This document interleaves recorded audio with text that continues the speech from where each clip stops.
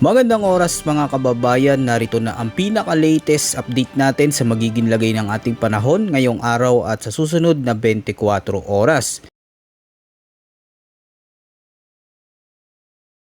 Meron tayong update regarding po kay Tropical Depression Neneng. Si Neneng po ang pang-14 na bagyo ngayong 2026 at pangatlo naman po for the month of August.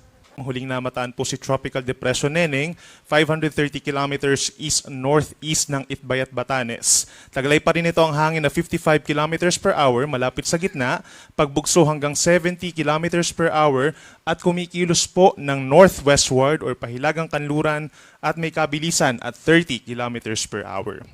So base po sa ating latest satellite animation, wala namang direktang epekto itong si Tropical Depression sa alinmang panig ng ating bansa at yung mga pag-ulan na ating nararanasan dito po sa may Luzon at western section ng Visayas ay dahil pa rin po dito sa may southwest monsoon or hanging habagat na siyang bahagyang hinihila po nitong si Bagyong Neneng. So kung kahapon po may kababaan itong si Bagyong Neneng o yung low pressure area nasa may silangan po ng Cagayan, kaya yung concentration ng ulan kahapon ay nasa may Mindoro provinces, ngayon din po sa timbog na bahagi ng Calabarzon at yung mga nearby provinces pa dito sa may Palawan and Romblon. Pero ngayon po dahil umaangat na itong si Bagyong Neneng, bahagyang umaangat na rin po yung ating concentration ng mga ulan which is nakafocus na dito sa may kanlurang parte po ng Central Luzon at yung lalawigan po ng Pangasinan. Doon po malalakas ang mga ulan sa mga sandaling ito.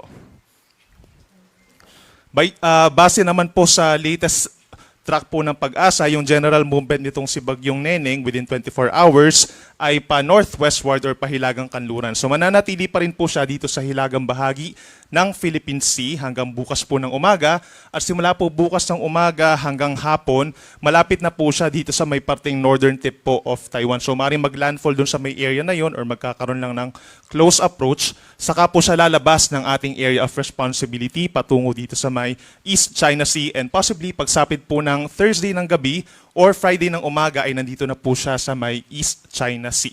So ibig sabihin, wala nga pong inaasahang landfall. For now po, wala tayong nakataas na tropical cyclone wind signal. At in terms of intensity naman, possible siyang manatili pa rin po as a tropical depression within the next 1 to 2 days hanggang maging low pressure area na lamang pag-angat po sa ating area of responsibility.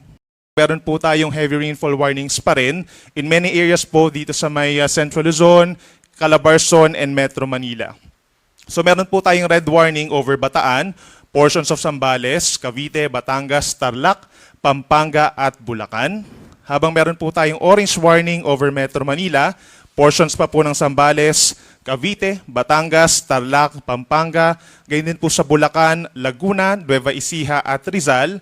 At yellow warning naman po over portions of Nueva Ecija, Rizal, Laguna, Bulacan, and Batangas. So ibig sabihin po ng red, take action na po dahil meron tayong mararamdaman ng mga torrential rains or lubhang napakalakas po ng mga pag-ulan. No? Ito na yung highest rainfall warning natin pagdating po sa heavy rainfall warning. Yung orange warning naman, mag-prepare na po tayo sa posibleng mga pagbaha at pagguho ng lupa dahil aasahan naman yung intense rains for the next 2 to 3 hours. Habang kapag naman meron tayong yellow warning, within the next 2 to 3 hours, maging alerto po dahil magkakaranas po ng malalakas or heavy rains. Pagdating naman po sa 24-hour rainfall forecast, meron po tayong significant rainfall sa susunod pa na 2 araw. So simula po ngayon, hanggang bukas ng tanghali, ito yung time kung saan approaching po dito sa may parting northern Taiwan ang Bagyong Neneng. So meron pa rin tayong hanggang 200 mm sa loob ng 24 oras sa Pangasinan, Zambales, Bataan, at Occidental Mindoro. Habang posible pa rin po ang 50 to 100 mm na dami ng ulan dito po sa Metro Manila, gayon din sa may Ilocos Sur, La Union, Abra, at Benguet. Maging dito rin sa may Tarlac, Pampanga, Nueva Ecija, Bulacan, pababa po ng Rizal, Cavite, Laguna, Batangas, at Oriental Mindoro. So nandyan pa rin po yung banta ng mga pagbaha at pagguho ng lupa. Ngayong araw din po for the rest of Luzon, gayon din ang malaking bahagi ng Western Visayas, asahan din po yung generally light to moderate rains or kalat-kalat na ulan and thunderstorms dahil din po yan sa southwest monsoon. Hindi po ito dahil kay Bagyong Neneng. Habang pagsapit po bukas ng tanghali hanggang Friday ng tanghali, ito yung time kung saan maaring papalabas na ng PAR itong si Bagyong Neneng na maaring low pressure area na lang pagsapit po ng Friday. So meron pa rin pong southwest monsoon pero kapansin-pansin na nabawasan na yung ulan at saka nabawasan na rin po yung mga lugar na uulanin ng malalakas. So Basically, the entire Ilocos region po, meron pa rin 50 to 100 millimeters. Ganyan din ang Zambales and Bataan. Habang bukas, Thursday, meron pa rin tayong generally light to moderate rains over Metro Manila. So mapapansin din po nila na by tomorrow, mas dadalang na or magiging less frequent na po yung mga pag-ulan, especially yung malalakas na ulan. Ganyan din po sa may Abra, Benguet, Tarlac, Pampanga. Mag-improve na rin po yung weather sa may Cavite, Batangas, at Occidental Mindoro dahil po dun sa pag-akyat pa at paghina ng southwest monsoon. So pagdating naman po sa mga pabugso-bugsong hangin, ito po ay dahil pa rin sa malakas na southwest monsoon. Today and tomorrow, most of Luzon po at Visayas, mayroon ding gustiness, gayon din ng Zamboanga Peninsula, Northern Mindanao, and Davao Region. Then pagsapit po ng Friday, most of Luzon pa rin. Asahan pa rin po yung epekto ng hanging habagat, Panay Island, Negros Occidental, Northern Samar, at Davao Oriental. And then so far po, within 24 hours, wala naman tayong expected na gale warning. Pero may chance pa rin po no, na maging maalon dito sa may West Philippine Sea at saka po sa may extreme Northern Luzon. So makipag-ugnayan po sa inyong mga local coast guards dahil posible pa rin po magkaroon ng delays po sa inyong mga travels, especially kapag mapanganib ang mga pag-alon or malakas ang mga pag-uulan. So ito naman yung update natin regarding dun sa dalawa pa pong tropical depression or mahinang bagyo sa paligid ng ating Philippine Area of Responsibility. Una na dyan, itong LPA po kahapon sa may West Philippine Sea, naging tropical depression na rin po and as of 8 in the morning ay nasa 815 kilometers kanluran ng extreme northern Luzon. So ang movement po niya ay west-northwest or papalayo na sa ating kalupaan. So hindi po ito papasok ng ating PAR at wala ring direktang epekto sa ngayon. Papunta po siya dito sa may southern China. Habang isa naman po, tropical depression, ito po yung mas malayo dito sa may West Pacific Ocean at huling namataan, more than 3,015 kilometers silangan po ng northeastern Mindanao.